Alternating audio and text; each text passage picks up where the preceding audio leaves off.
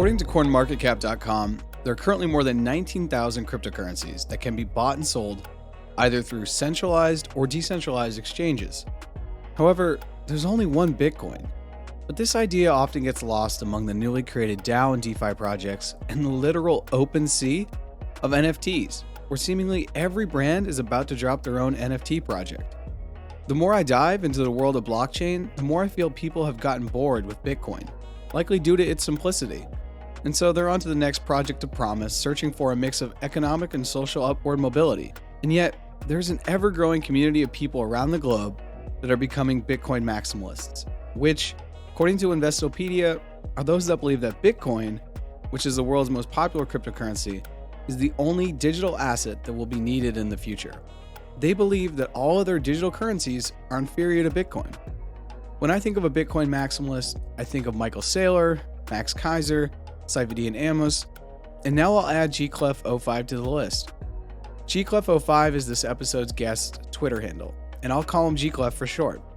I've long been looking for a Bitcoin maximalist to join the podcast, and well, today's the day, and gclef is here to, as he puts it, orange pill all of my subscribers.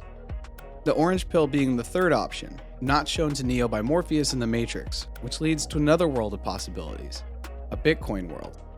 I'm Jarrett Carpenter, and this is More Than Blockchain. gclef, welcome to More Than Blockchain. How are you? Good. Thanks for having me, Jarrett. Appreciate it. Doing good. What a day. Have you looked at the market? Yeah, blood all around. You can get Satoshis for really cheap, over 3,000 Satoshis per dollar at the moment. So that's what I'm looking at. Everything's at a discount.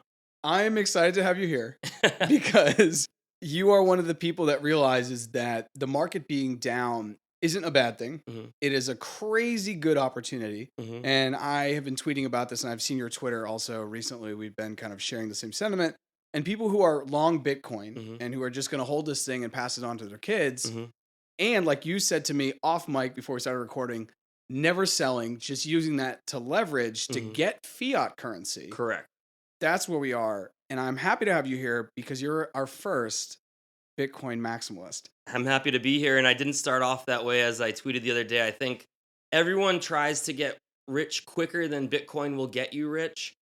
But the uncertainties involved with all these other projects are just not worth like the risk that you put onto your, if you want to call it investment. I don't even like to call Bitcoin an investment because when you fully understand it, you realize it's just a savings technology and we're not used to being able to save the fruits of our labor and have it appreciate over time. It doesn't require anyone to upkeep it. It doesn't require any new products. It doesn't require any new marketing. It just is almost like a digital commodity that just lives autonomously on the internet. So it's less than $1 trillion market cap right now, and it's going after $900 trillion.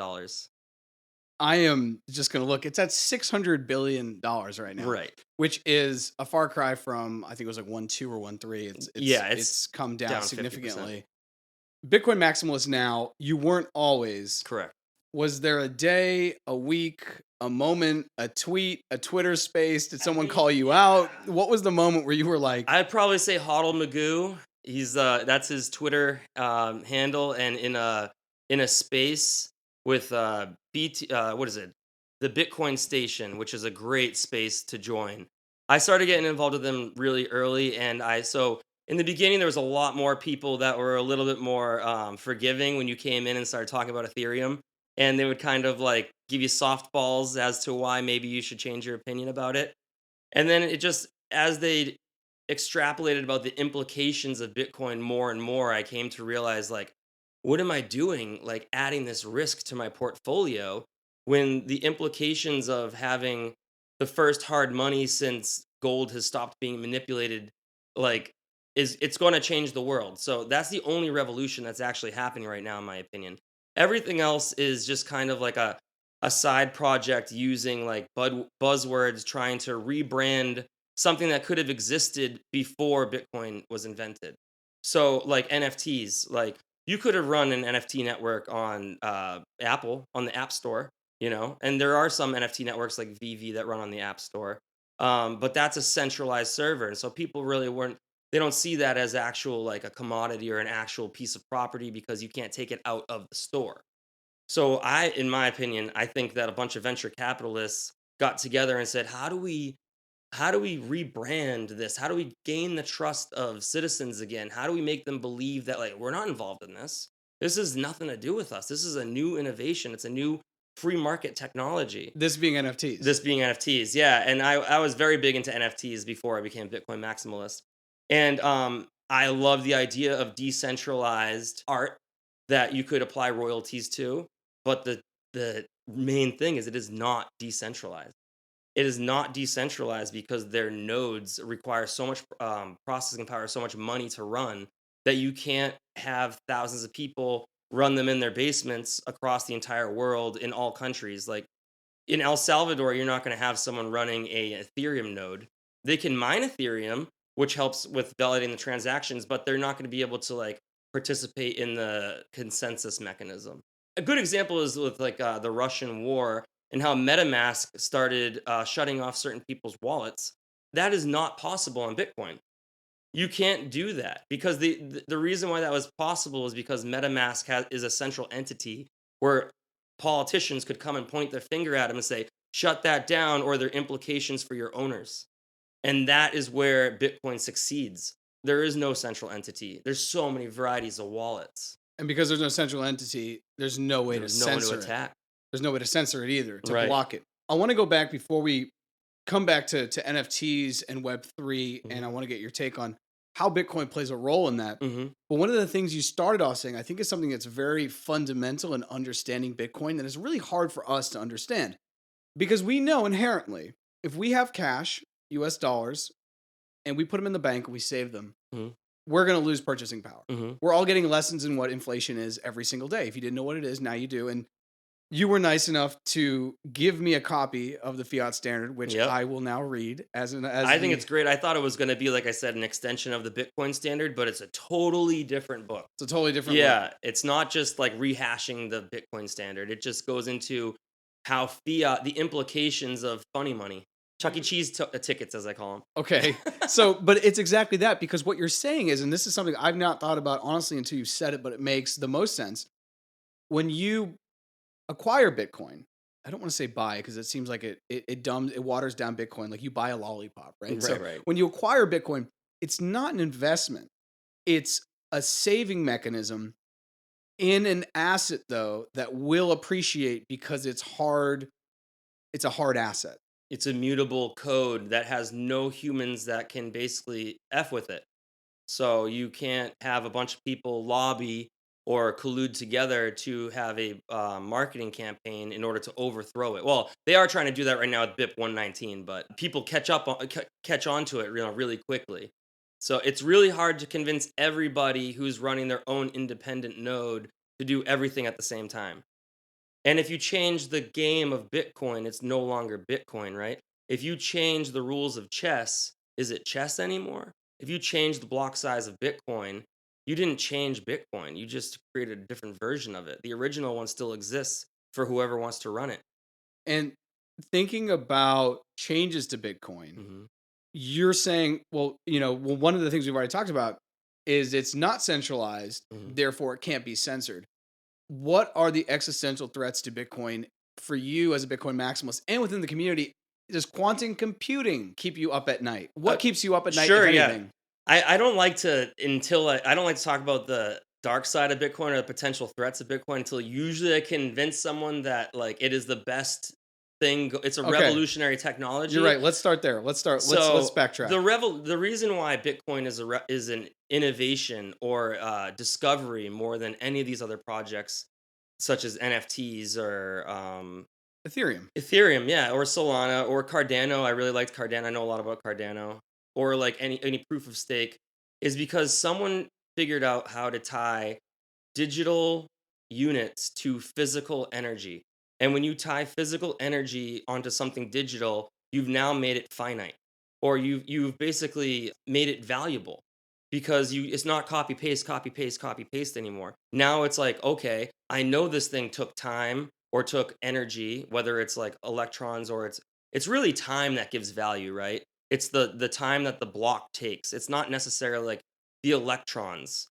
It's the 10 minutes, and then it's the subsidy that's given out, and it'll always be 10 minutes. But in order to make it 10 minutes, they had to tie it into energy.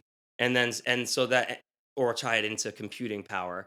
And so if the computers become more advanced, and then they can do a block in 5 minutes, difficulty mechanism, the difficulty adjustment will basically create it twice as difficult to complete a block, and now you're back up to 10 minutes. Suddenly, let's say that the block is going to take 15 minutes. The difficulty adjustment will make it easier to hash a block, and then you're back down to 10 minutes. So it's really more about like connecting these tokens to time and effort.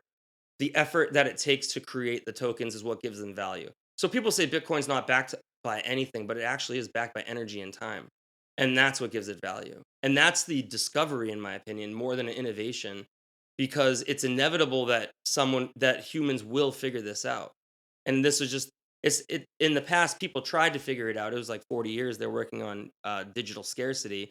But this is someone it clicked for Satoshi that, oh, Satoshi actually understood what gave gold value. And then he says, well, I can make gold digital and actually make it more finite than gold because, or, I heard that if you like mine all the gold in the bottom of the ocean, everyone could have 8 pounds of it. But, that's not the case with Bitcoin. There's 21 million units in the entire universe. And if you go to Mars, there's still only 21 million Bitcoin. So it's the first actual scarce monetary asset that's ever come into existence. And that's the revolution. So the NFT markets are rebranding like big tech ideas. And they're rebranding like Napster, as you said, like for music or royalties for art. And it's great. And it definitely needs to be rebranded. And I really think that there will be a lot of innovation in that space and a lot of people can make money in that space. But it's not as necessary as a free market hard money so that we can stop getting our currency devalued and we can actually save the fruits of our labor again.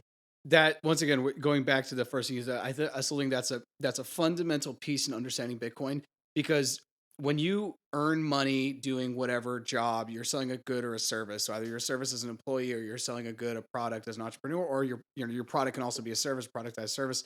You're going to get fiat currency most likely in the world we live in the future. Maybe that's not the case. Right. You get that money and then you're like, okay, do I invest it? Do I save it? Right. And why do you feel that way? Exactly. Mhm. And you feel that way right there when someone's like, well, man, you got to invest your cash because Why? otherwise it's losing. That right there, we've all, if you're listening to this podcast and you've thought, well, I should probably invest money because that's what smart people do, or that's how you become wealthy or whatever you want. That right there is at the crux of the fiat standard, which the Bitcoin standard hopes to solve. It brings us back to normal because throughout history, our great great grandparents, they could have saved all the gold that they accumulated throughout their lifetime, and they would have seen their purchasing power appreciate because technology would have improved and brought the cost of goods way down. So that same gold that they saved would actually buy you more goods in the future. But when you have money that devalues, prices go up over time, even though technology is increasing. Technology, like for instance, look at like bread. Do you think it was easier to make a loaf of bread 100 years ago or today? It's much easier today. So why is the cost of bread so much more? Not only has the currency been devalued, but it's been devalued to the point that we see no benefits of technology. We don't see any benefits of being able to lower the cost of things. So I love the bread example because I think when you're trying to explain, on my previous podcast, the guest was talking about the startup he's founded, and he used a vending machine as the real world physical example for us to understand. And you're spot on. Bread to make 100 years ago was probably more difficult and labor intensive than it is today. Yet it costs so much more, which then does that speak to the relationship between labor and time invested into a product that is similar to like what Bitcoin does? And I guess shifting that, somebody comes to you and says, okay, I heard what you said about Bitcoin. It takes a certain amount of energy from the real world to put into to create digital scarcity or scarcity. They say, same thing with gold. Now, you've given the example that if we found all the gold in the world, everyone would have 8 pounds. Right. Gold is fairly, we have mines, and I think Raoul Paul says it doesn't appreciate the market, the amount of the supply, inflates at around 2% annually, Correct. which is something that's kind of, we can kind of plan out into the future. Yeah. Now we can plan out Bitcoin. What does the Bitcoin maximalist say to the person that's like, I'd rather have $1 million in gold today Mhm. versus $1 million in Bitcoin. I would say that the gold's tangibility is actually a weakness because it inhibits your ability to move.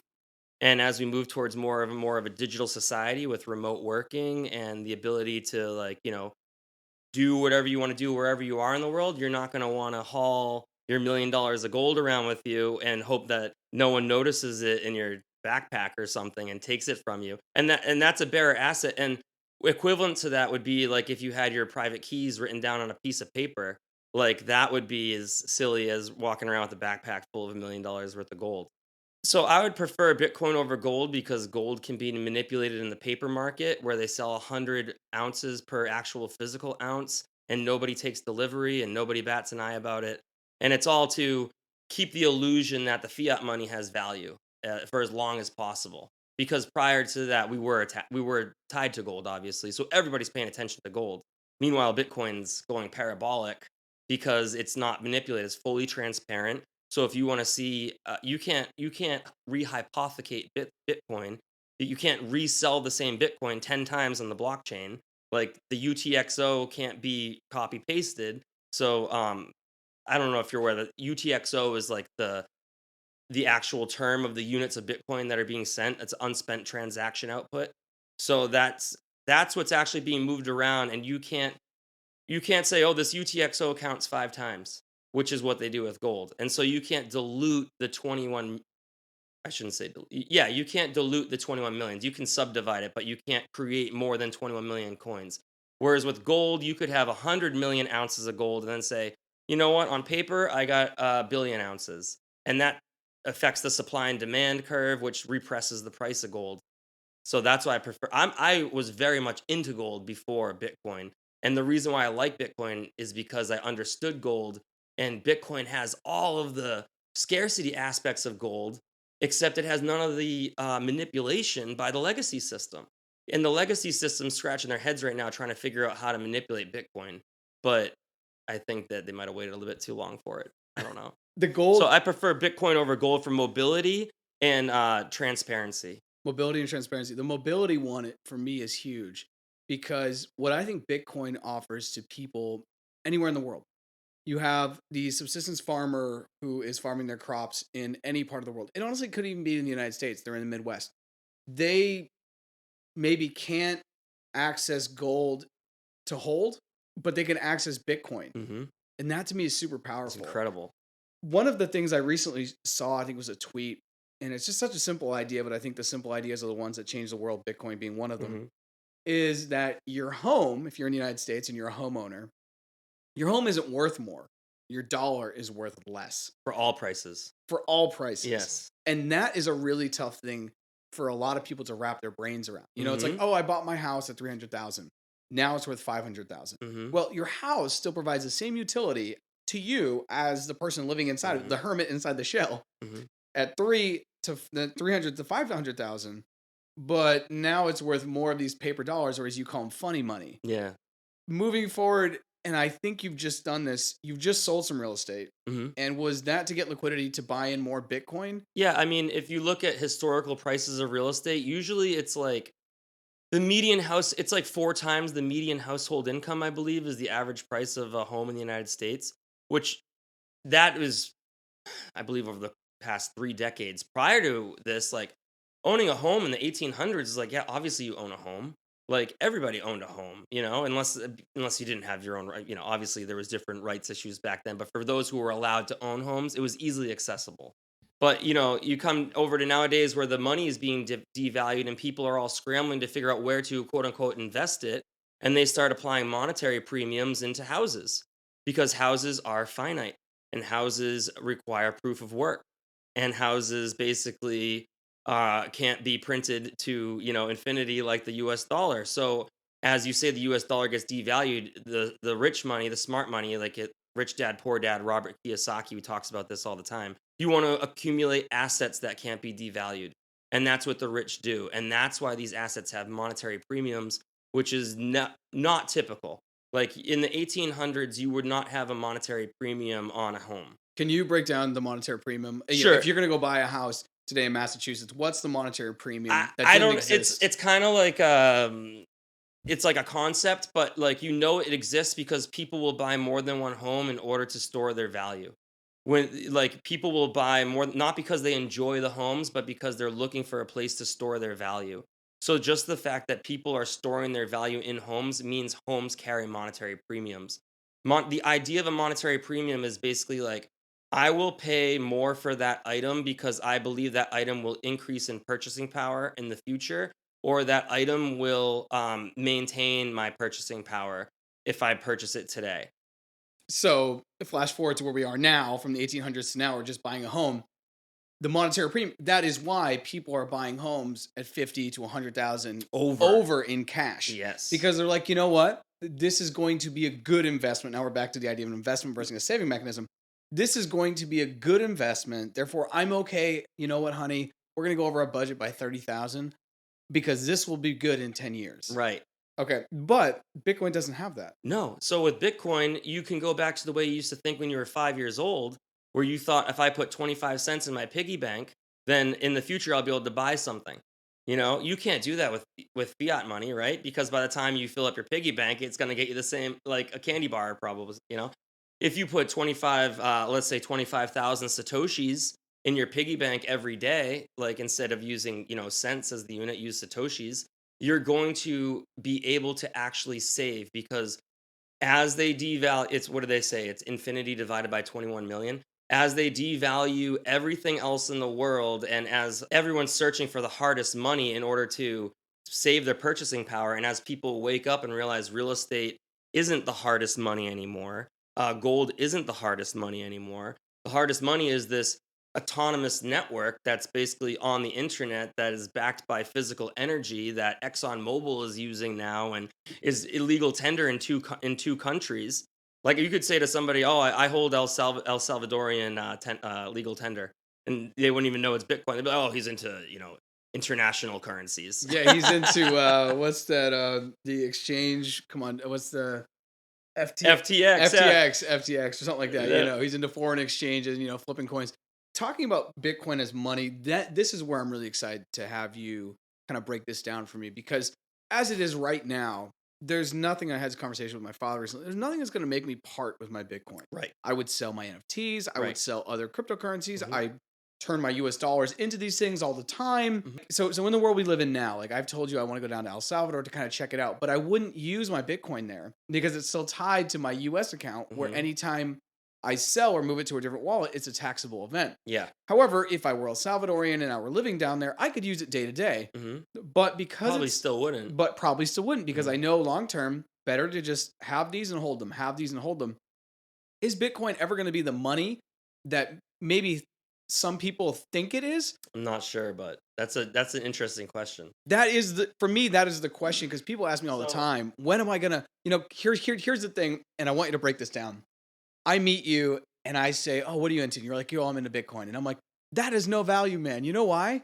Because let's go to the movies. Can I use my Bitcoin to go to the movies? Can I use my Bitcoin to get gas? Can I pay my mortgage with Bitcoin?" Mhm. And the answer is right now to all of those, yes and no, Mhm. because you could have You a have to credit convert card. it. Yeah, you could convert it, and some credit cards, like you can use a credit card that will draw from your. Anyways, but the simple answer is no. Mhm. But then why would it still have value? And or also please talk about the world Mhm. when the world runs on Bitcoin. How does that So work?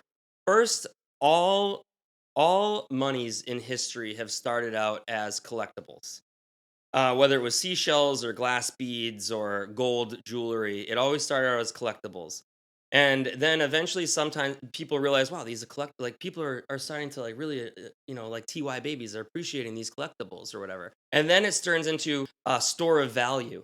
And that's really where we are with Bitcoin right now. It's store of value because it's in the middle of its S curve adoption. So the opportunity cost to sell your Bitcoin right now is ridiculous. Like, why would you sell something that's in the middle of a monetary adoption? Like it's less, as you said, it's $600 billion. It's chasing 900 trillion. The reason we don't sell it is because of it's called opportunity cost.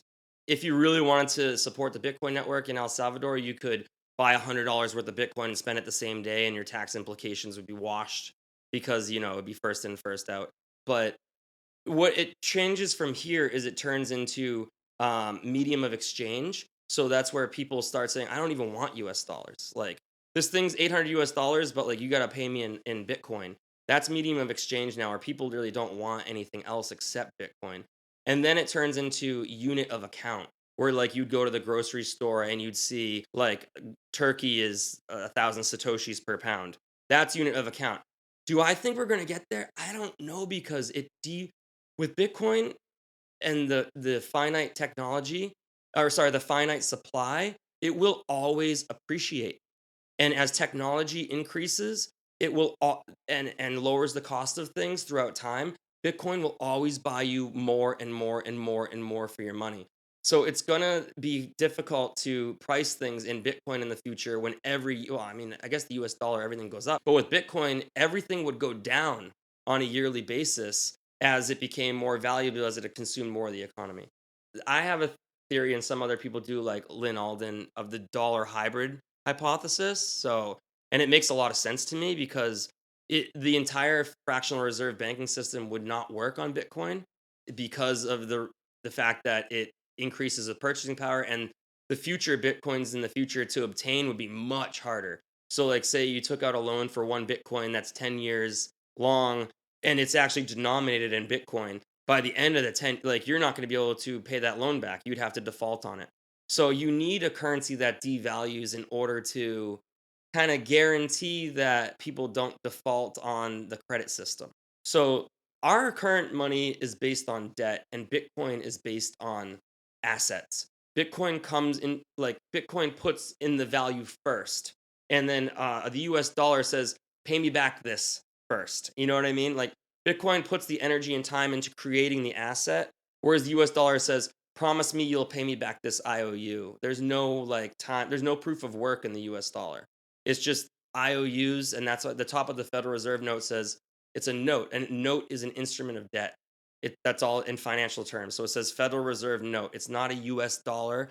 The United States does not own the money. The Federal Reserve owns the money, and we're obligated to pay every single dollar back to the Federal Reserve with interest. So they need to devalue their money, because that's mathematically impossible. You can't pay back if I lend you $1 and there's only $1 in existence, and I say you got to pay me $1.10 back. The only way to pay me back the interest is to borrow more money. So it's a Ponzi scheme. Thinking of the Federal Reserve as a Ponzi scheme is something that Saifedian also speaks about, and I've heard him on podcasts speak about. And when you start to think of it that way, you realize you don't want to hold what everyone's using to exchange. Mm-hmm. And so in the Lynn Alden hybrid, and I've heard her talk about this too, and I think Mm-hmm. it makes the most sense, where you're basically going to have Bitcoin be the thing that will back almost everything, and Mm-hmm. then everything ties to that, meaning probably digital dollars, stable coins. Mm-hmm. Do you think that that's probably how it's going to play out? I think that's how it's gonna play out, yeah. And I think it's gonna be a race to who can accumulate the most Bitcoin the most. And I think that normal citizens are gonna get priced out sooner than they realize. And it's gonna be a race amongst institutions to accumulate as much of this reserve asset as possible. That to me makes sense because I am fascinated and have a master's in international affairs. But the more you get into international affairs, some people are like, "Oh, I don't know, that's not interesting, man." But it's like you watch Game of Thrones, right? That's international affairs. It's just fictitious. Mhm. But in the international affairs world that we live in, there's the Lannisters, and I'm blanking on the names. The people from the North, whatever. There's all these different factions, and then there's corporations and Mhm. institutions. Mhm. And that also kind of existed in Game of Thrones. I'm going to use that as a way to try to explain this, Sure. because you had the Golden Army, which the Lannisters hired at the end to try to like fight. And so there were Kinetic power projection. Yeah, exactly. So there were like private entities that played a part in that. But if you think of that, that to me would make sense of where corporatocracy is moving, where institutions will have all the power and the Mhm. governments will then be almost 100%. subservient to them, Mhm. because maybe the Federal Reserve, they can print as much money as they want, but Bitcoin supersedes all of that. The Mhm. institutions will have most of it, Mhm. and then the countries will have, then there will be the country level. Mhm. What is something long term when you think about, and now I actually want to talk about price, and I know when we talk about crypto, I think there are much more exciting conversations to talk about, but I just put out a podcast. I said, I think Bitcoin gets to $1 million by 2032. Hmm. Is that conservative? I think that's very conservative. Yeah. Where do you think Bitcoin hits seven figures? So, if you look at the hype, it's been through 4 hype cycles so far, and it usually 6x's from the bottom. I like the hype cycle. I've Yeah. always just called it, the halving or the No, halvening. it's like an actual. It's VJ talks about it in the bullish case for Bitcoin. I think it's Gerber hype cycles. I apologize, I don't have the exact term down, but it occurs with every new adoption of every new technology, whether it's like telephones, automobiles, the internet. People get really enthusiastic. Plastics is a good example. People get really enthusiastic about the technology. They go in and they say it's a no-brainer. Nobody can lose money on this. It's going up forever. Until you get the people that don't fully understand it and they're FOMOing in, and then those people basically buy at the top. The hype cycle pops, it goes down, and those FOMO people never really understood the technology, don't have the conviction that the person that recommended they go into it, and they capitulate out. And then you end up with a small percentage of new acolytes, if you want to call them that, new hodlers, if yeah, you will. new hodlers, yeah. And so each hype cycle, you're generating more, and that's the base. You're generating more and more people that understand Bitcoin. So we both got into this in 2017, and it took me like about 4 years to understand that I'm getting distracted by the shiny things here, and I believe that there's like a whole crypto sector that is an innovation, and in my opinion now there isn't. It's just Bitcoin, and it's anything that comes out of the quote unquote crypto sector that wants to be innovative is going to need to be written on Bitcoin, or a version of Bitcoin, a certain layer of Bitcoin, to expose themselves to that decentralized node network. That's what you need in order to be censorship resistant, in order to be not don't F with me proof. You know what I mean? You need to be decentralized to the point that you just need like one teenager running this in their basement and the whole thing would still work, you know? So in many ways, and I'm just trying to like now put it in NFT terms, Bitcoin is an NFT. There's just Bitcoin is 21 the million of them. OG NFT. Yeah, it's the OG NFT, Yeah. and there's only 21 million Yeah, of them, I've said and that. you can fractionally own them. Yeah. Yeah, it's the OG NFT. We should put an ape on the coin or something like that. It'd be crazy to have that thing called ApeCoin, wouldn't it? Yeah, right. Oh my god. Where do you, as a guy who is on Twitter, who are your, you've just given me this amazing gift, Cypher and Amos's book, The Fiat Yep. Standard. Other than Cypher, you've also talked about the Bitcoin Station.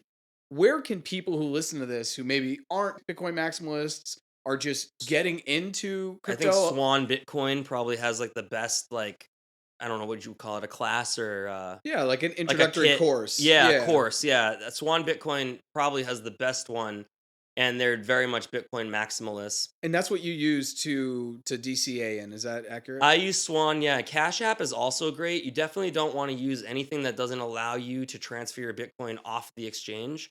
So I believe Robinhood, you can't transfer your. I think Robinhood was putting in everyone, so everyone got a digital wallet. But I remember for a long could time, rehypothecate. Yeah, that's the problem. Yeah, exactly. So, Cash App, you like Cash App? I do like Cash App. Cash App is Bitcoin exclusive. You can send to on the Lightning Network with Cash App now. You can send to pretty much any type of Bitcoin wallet, and their fees are similar to Swan. I think Swan might be a little bit cheaper, but Cash App is so user friendly. And the Cash App, I remember I got into Cash App and Venmo at the same time, and Venmo seemed like a Facebook 2.0. Yeah, but Cash App seemed like Web 1 interface. Yeah. It was like Duck Hunter. Yeah. You know, where you log in. It was a little sketchy at first. It was like, it was like the Mario where you're like, this is almost, the UX is too easy. Like it didn't build the trust that, like, we're also used to using these $1 billion apps. Yeah. Right. When people come out with apps and they're like, oh, I'm trying to do this. And, you look at them and people judge them. I'm like, yeah, well, that's because our entire lives are using apps like Uber, Facebook, Venmo or something, $1 billion investments. Not open source. It's just like this, the more, like, the simpler the better. And so, but I want to get, I said 2032 Bitcoin would be $1 million. And I do think that was conservative because I think 2028, when we hit that hype cycle, we could maybe, it depends where institutions are, depends what treasuries are adopting this. But if you had to put a number, if you had to bet, and you can bet fiat because you don't care about it, but if you bet $100, if I would be surprised if Bitcoin was not 10 Yeah, I would be surprised Bitcoin was not more than $10 trillion by like the year 20 between 2025 and The 2030. market But cap, the market cap, yeah. So if you extrapolate that out, it's like 300 and 600. Yeah, $400,000. I'd probably bet between 1.5 million and 2.5 million by the year 2030. Okay. I think that just based on adoption, and then you're going to have countries, you're going to have the game theory start to play out and people realizing the implications of this. It's going to start snowballing. And I'm not saying, oh, all other currencies will be gone. Like, I think it could be at like $1 million of Bitcoin and like society could be fairly unfazed. And it would just be like the bankers and institutions just slowly moving what their reserves are. You totally served it up because that was one of the things I wanted to ask you. At what point does the person right now walking the earth, and there are billions of these people, and I know many friends that this is just not even on their radar. They've heard the word Bitcoin, but they have no Mhm. idea. Gun to their head, Mhm. they couldn't tell you anything else about it. When are those people going to have When to play? they don't realize their money's broken yet. They think that greedy people are increasing prices and that it's a bunch of greedy, in my opinion. They think that it's a bunch of greedy people just trying to take advantage. I don't think they've realized the money's broken. Like in Argentina, like they know the money's broken. In Lebanon, they know the money's broken. A bunch of other countries that don't have the Venezuela, privilege. Yeah, Zimbabwe. they are aware of what can happen when you don't have a limit on, you know, how these political programs are being funded, which is, and with the interest rate increases, the interest on the national debt will be almost as much as the national budget soon, which is insane. So you're paying more on your credit card bill in interest than you are borrowing on it. It's just crazy to me.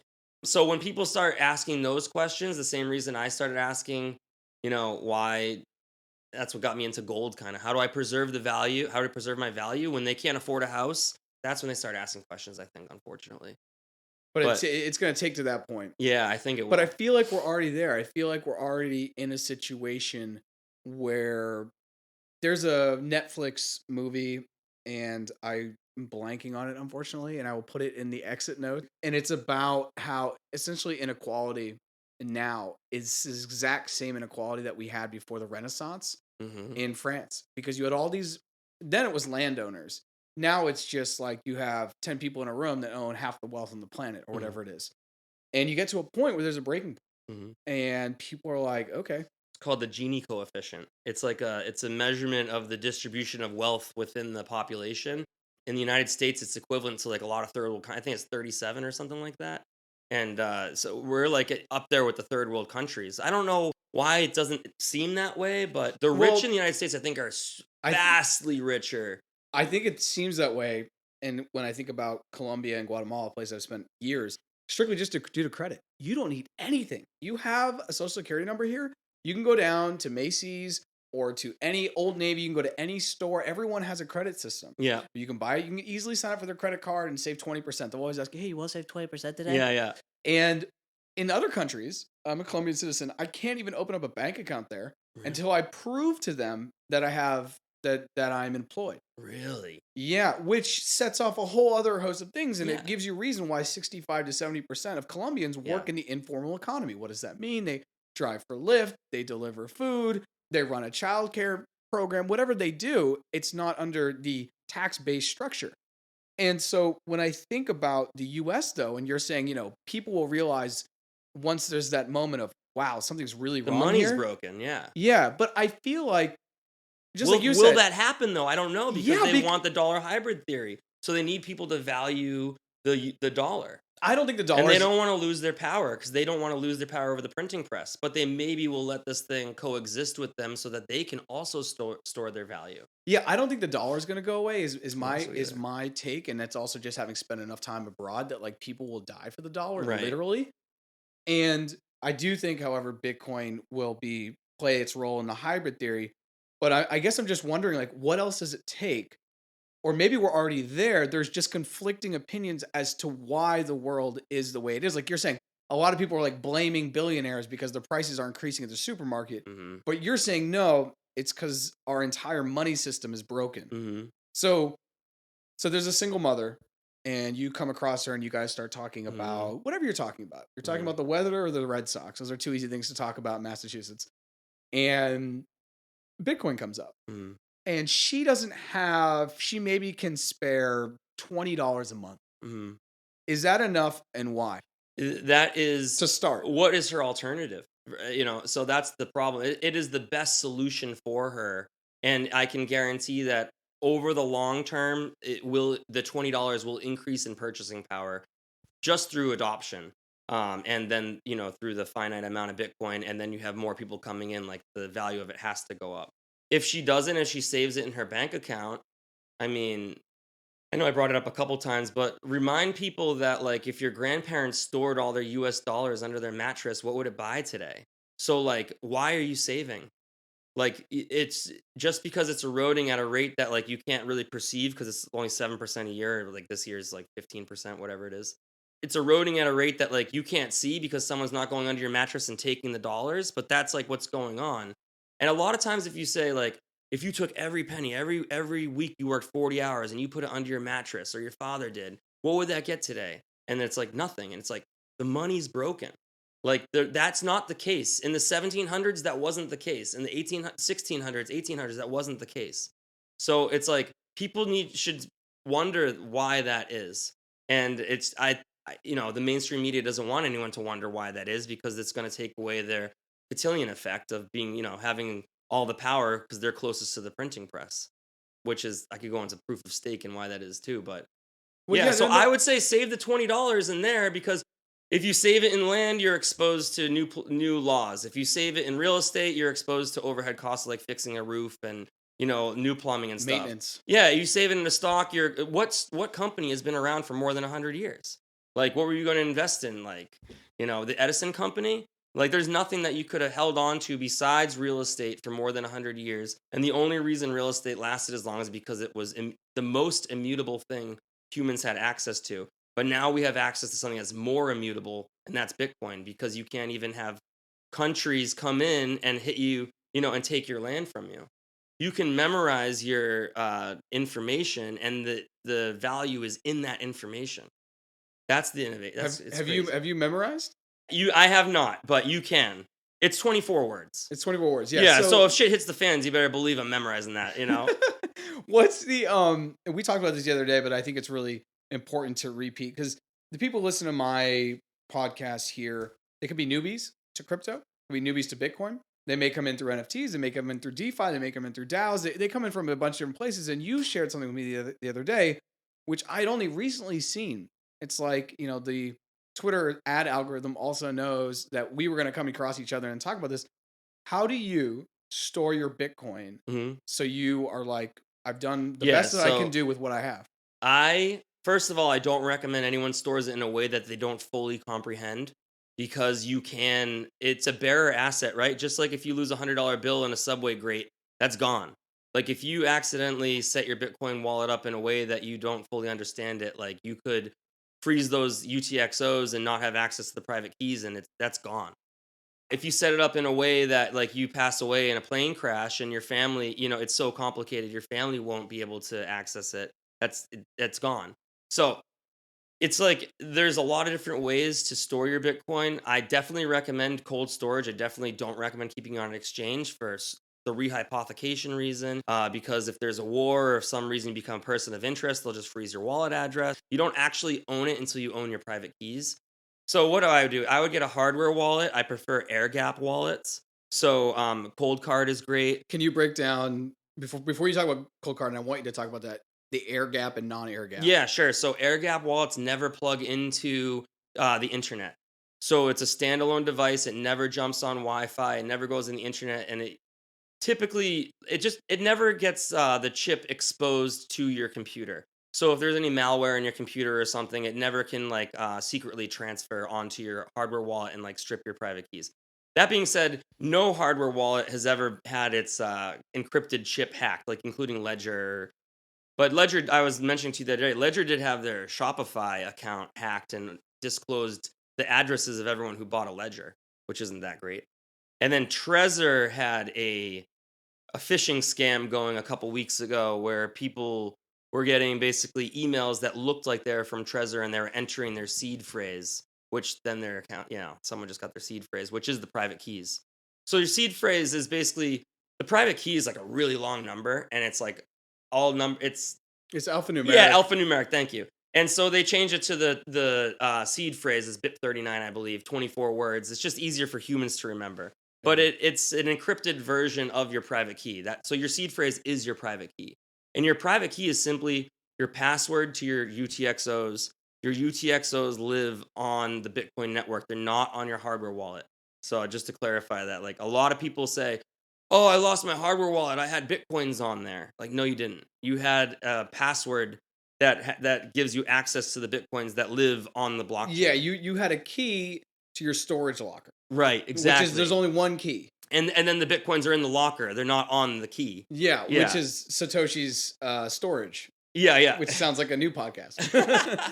But that clarifies a lot of things. A lot of newbies will call them wallets. So wallet implies like almost like an MP3 player where you download the file onto your MP3 player, and now you know your file's on the MP3. That's not the case with Bitcoin.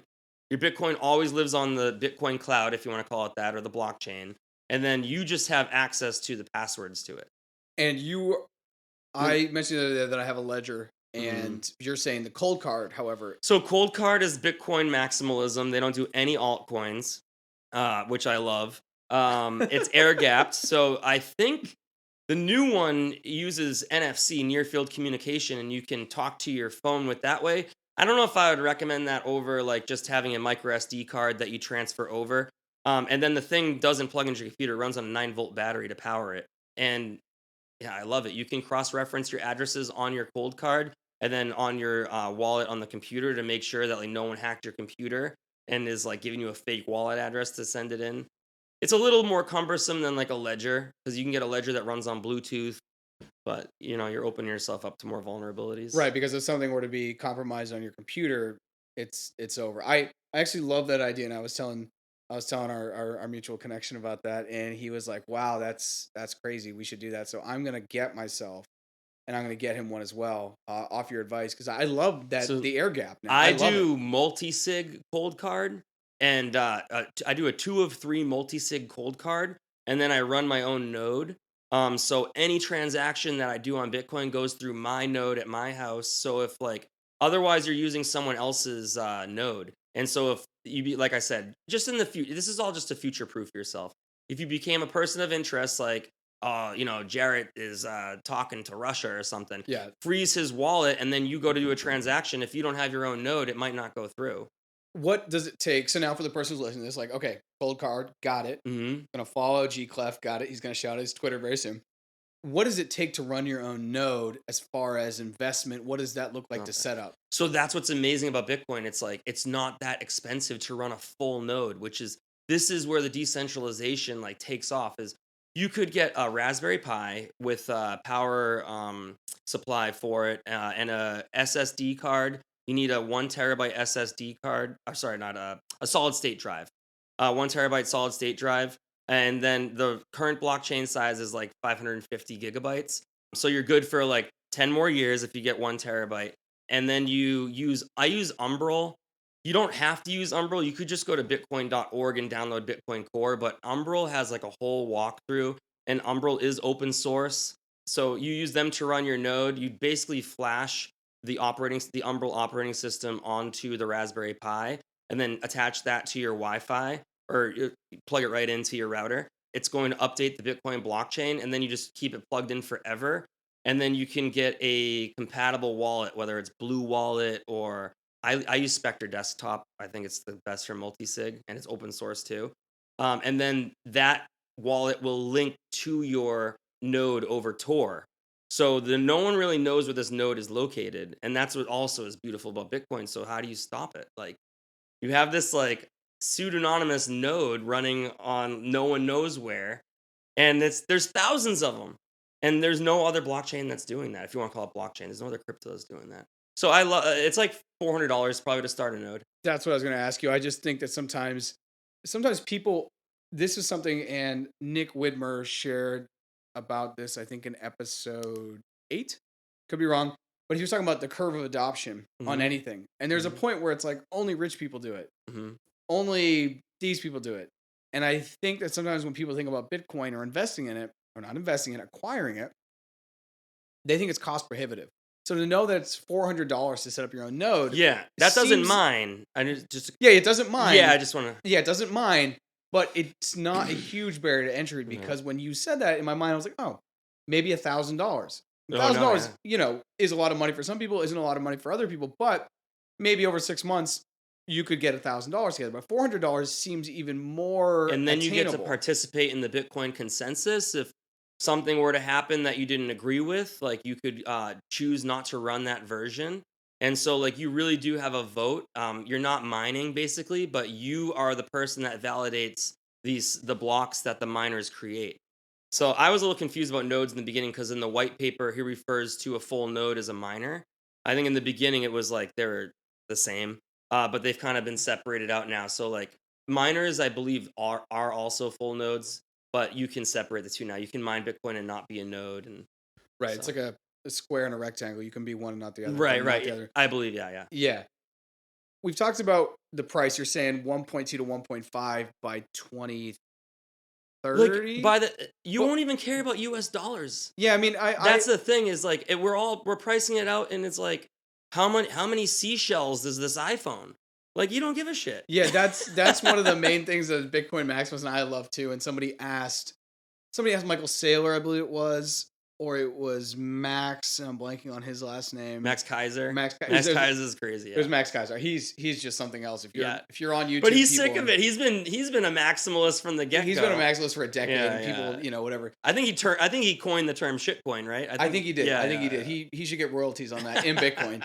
But he said one day, somebody said, well, Max, what's a Bitcoin worth? He said, a Bitcoin's worth 1 Bitcoin. Yeah, 100 million Satoshis. Yeah, and that's like next question. Yeah. And that to me has always stayed with me. Like I make more money every day because every day I buy more Bitcoin. That's exactly. I don't even look at like, okay, yeah, the purchasing power over the short term, it fluctuates a lot. But if you go out any 4-year period, you're increasing purchasing power.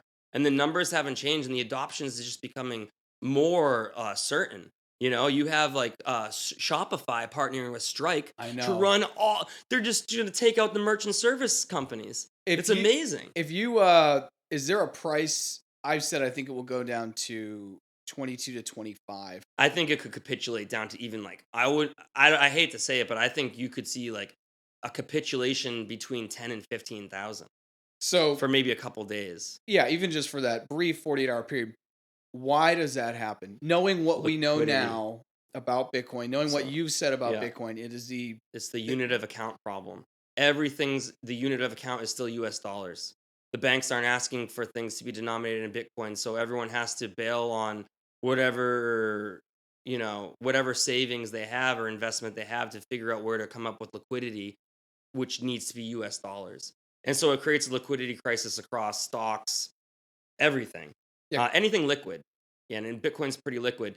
But like I said, it's kind of the end of that hype cycle where you're going to create the hodlers at this point. And these are I'm getting like this is the first time where Bitcoin's starting to go down. I'm like excited now. I'm genuinely excited. My conviction is like 100%.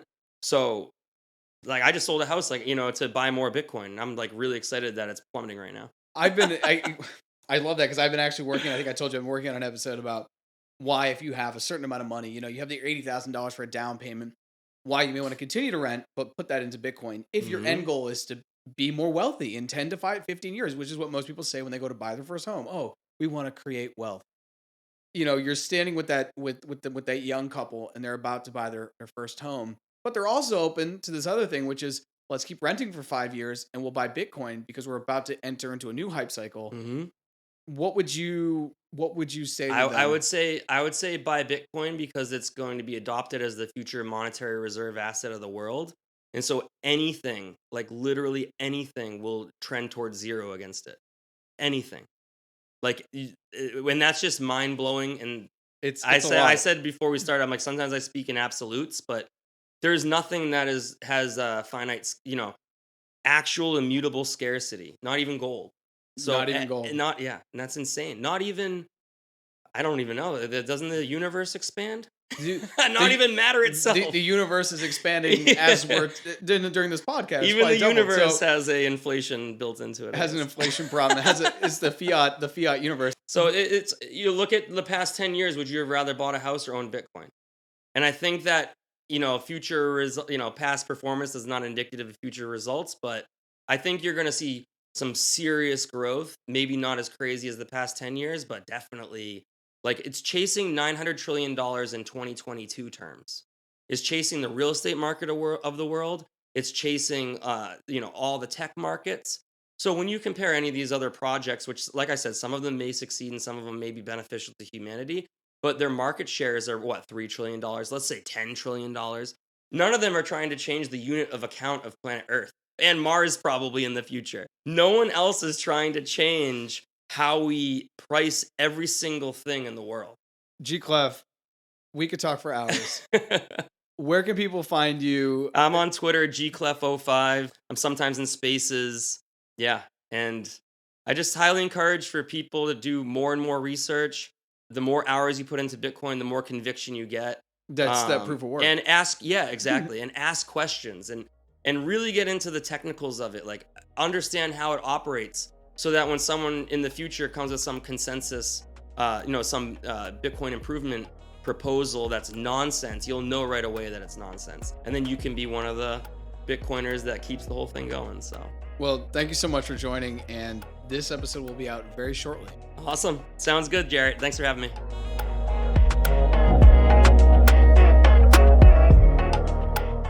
Thanks for listening to this episode, and be sure to follow gclef05 on Twitter. That's GCLEF05. And as a footnote to this episode, the Netflix documentary I was trying to think of is entitled Capital in the 21st Century, and I highly recommend it. Also, the hype cycle that gclef05 mentioned is called the Gartner Hype Cycle. That's GARTNER. Be sure to follow us on social media at More Than Blockchain and subscribe wherever you're listening to the podcast.